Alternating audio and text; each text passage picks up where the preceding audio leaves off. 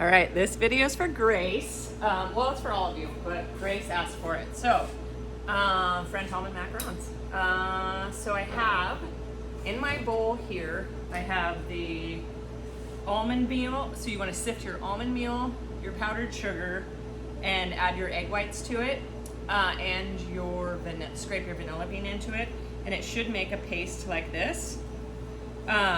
I will add in my food coloring to this to make it easier down the road. So you want to use gel food coloring. So I'm just going to add a little bit in. I'm going to make mine red. And just a few drops, I would say like less than half a teaspoon. So in here I have my second quantity of egg whites, 90 grams of egg whites. So you're going to whip that until it's a soft peak. You're going to heat up your sugar solution until it reaches 248 degrees. So you want your egg whites frothy before you add this in, otherwise they'll shock it and cook it. So I'm gonna get my egg whites going. I have a nice clear bowl now so you can see what's going on. Get my egg whites going, and then I'm gonna add my sugar syrup in between the bowl and the whisk. So I'm gonna try to just hit it in a steady, slow stream in between the bowl and the whisk, trying not to get too much of the sugar syrup in to the egg white so it doesn't cook it.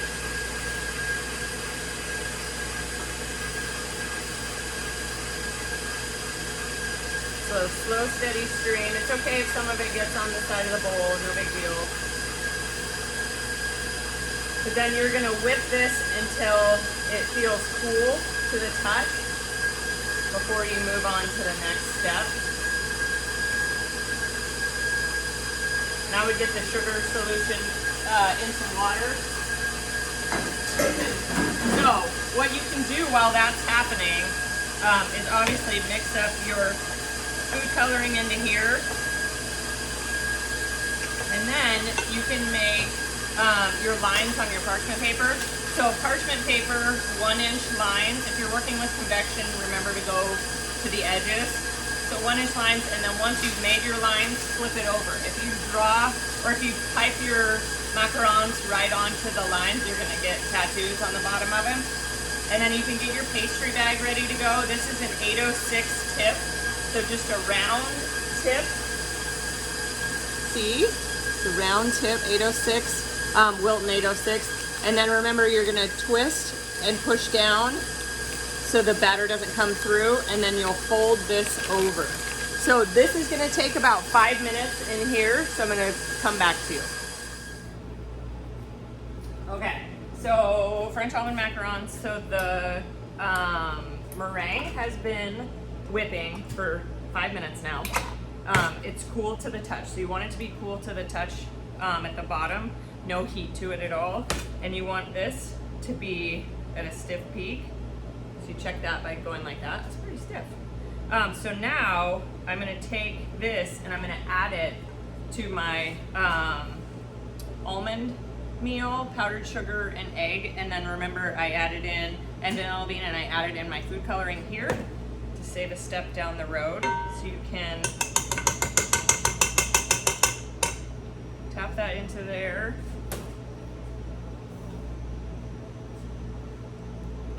And then you're going to incorporate about a third of this, in here first.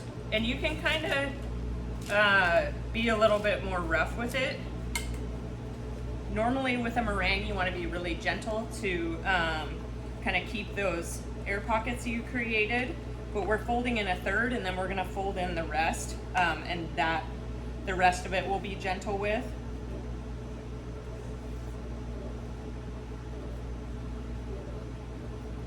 So you want to make this, you want to mix it as much as possible to get out any of the big lumps of almond meal. I'm saying almond paste, but that is basically what it is.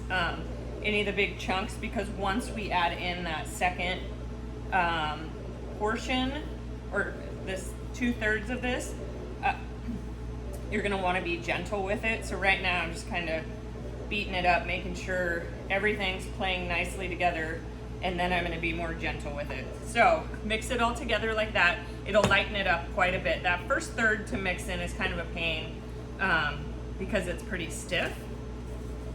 So now I'm gonna incorporate this second third in here. Or the 2/3, the rest of this in here. And then I'm gonna gently fold it until it's incorporated. So you wanna get all that meringue out of there. Just like that. And you can fill these with whatever you want. I made a ganache, and I'm just gonna whip it, do a whipped ganache in the middle, but you can do frosting in the middle if you want to. So I'm gonna scrape along the sides and make sure I get that bottom. A couple of times, the first couple of times doing this, I missed the bottom, and then there was a bunch of that stiff almond meal at the bottom, and so it kind of screwed up my formula. So make sure you're scraping that bottom and getting all this incorporated. My red has turned kind of to a peach, so I'm gonna add a little bit more gel food coloring to make mine a little more red. Remember, you wanna add gel because if you add water-based food coloring, it's gonna change the formula and they're not gonna set up properly.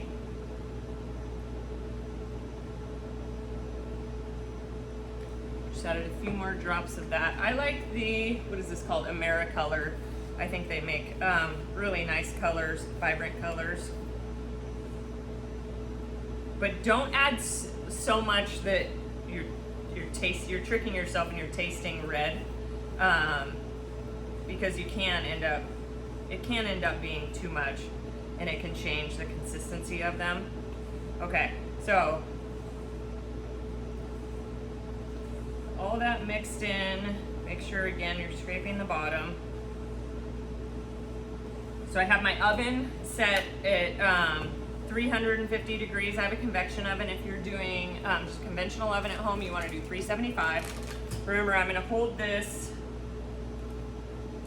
underneath this little fold so it's easy for me to scoop in. And I'm going to scoop about half of it in here. And remember to turn over your Sharpie lines so you don't tattoo the bottom of your macarons. Okay, so you don't want to fill it too full to where it's hard to pipe them out. So what I'll do is I'll kind of lay it flat and try to get out any of those air pockets and press it down a bit.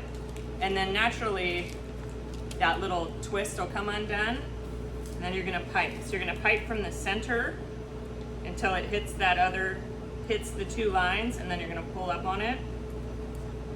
Boom, boom, boom.